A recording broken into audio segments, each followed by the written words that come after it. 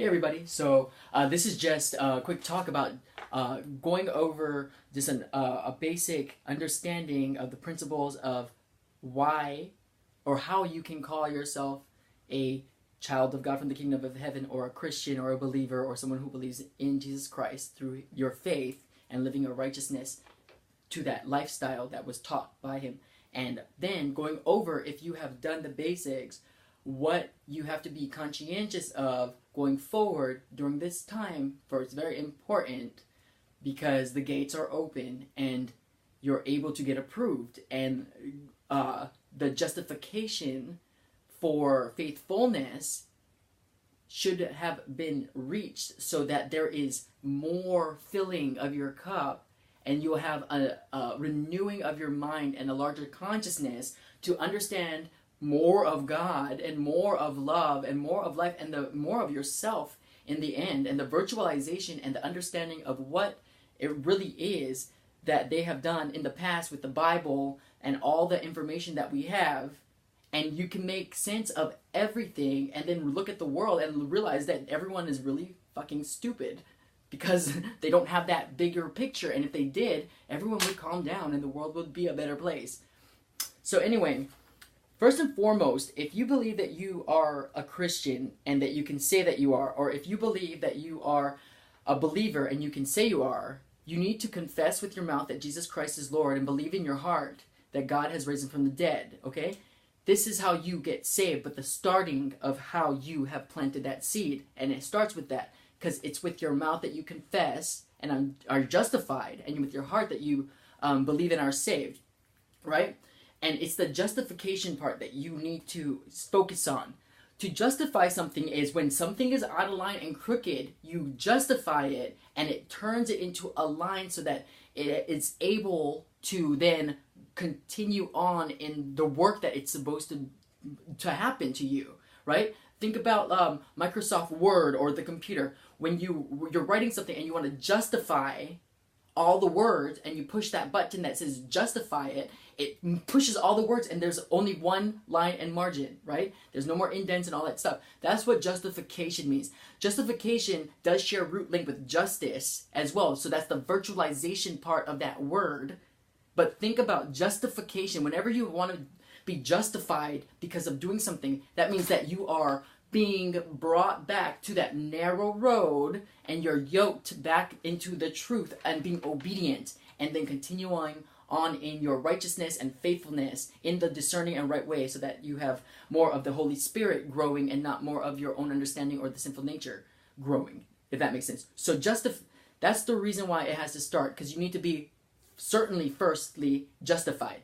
Once you do that, once you have done that, and you believe it, then you can start working on living your life accordingly, right?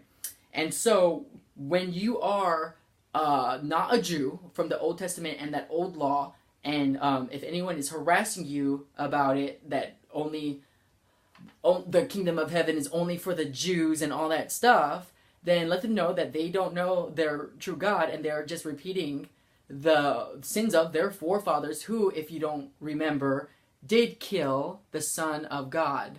So they need to take a step back and realize that God is in control and become better than their own forefathers who weren't able to even understand that righteousness. They had the law so they knew what was right, but then implanted their own righteousness. That is a basic understanding of man leaning on their own understanding, and that's why God was mad, and then the new covenant was made for the adopted sons. So we are all going to be part of the same family. We need to start bickering, and they need to understand that they're older and wiser. They need to understand that, and we need to understand that we don't have to defend ourselves, okay? And in the end, I know I'm saying they and we, but I noticed that there's this huge rift, and so that is only to make more certain and contour out that for people that there is that line between that we have made ourselves, and it's not to let you say that, oh, we're here and they're here. No, my thing, I'm right in the middle. I'm not for the adopted sons, and I'm not for the Old Testament. I am a cuspian. I am right between. I am born right in the middle of the year. I was on the 22nd. Everything about me is like a cuspian. I am a cusp, horoscopologically. You know, I'm a Cancer, Gemini, like everything about me has always been a cuspian. I'm a left and a right. I'm an ambidextrous. I'm 2 brain, 4 soul type of thing. So I'm not on anybody's side, but I do come bearing truth because there's only one truth, and I abide in that because being a cuspian, that's where I like to be because everything else is always duality for me. Everything I can make sense of because I can see both sides, and the truth is my peace. It brings me to center. I don't have to think outside anything. It's just that what it is. So that's what I'm bringing here, okay? And so with the people who have confessed this, that Jesus Christ is Lord, and believe in their heart that God has raised him from the dead, to that glory of God the Father, okay? You need to be justified to start first and foremost. And so think back, and if that is you, then this is for you, okay? Then the commandments, if you want to enter life. So after you've confessed and you've now started walking in your life, these are the commandments that will keep you, and it's simple, it's not that much, right? To keep you in line. And this is not my understanding. Take it, just because I'm not reading from the Bible or quoting from the Bible, does not mean that, oh, I'm just making stuff up on my own understanding. This is not that. And you know what? And if you can't believe that, I'm not going to give you a Bible reference. Why don't you go search it out for yourself? Okay, so, 1, do not murder, okay? Do not commit adultery. Do not steal. Do not give false testimony. Honor your father and mother. Love your neighbors as yourself. Love the Lord your God with all your heart, with all your soul, and with all your mind. And do not fight. And do not be envious, right? When it comes to the false testimony, that means do not be a liar, or do not be found out to be a liar, even in naivety and ignorance. That is why Jesus Christ, who has made these rules, said, do not let yourselves be deceived. That is a rule. That is a command almost. Don't let yourself be deceived. That means that if you let yourself become deceived, you will be living your life and then found out to be a liar, and everything that you have done to the knowledge of what you had thought was the truth was you giving false testimony, right? So don't let yourself be deceived and do not lie, okay?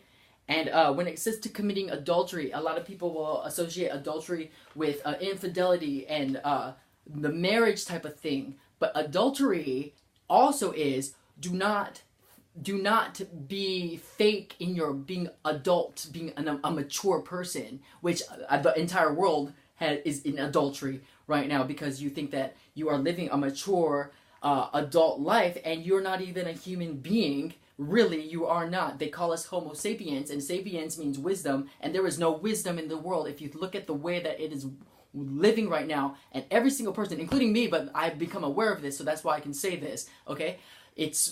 You're not sapiens. There's no wisdom yet.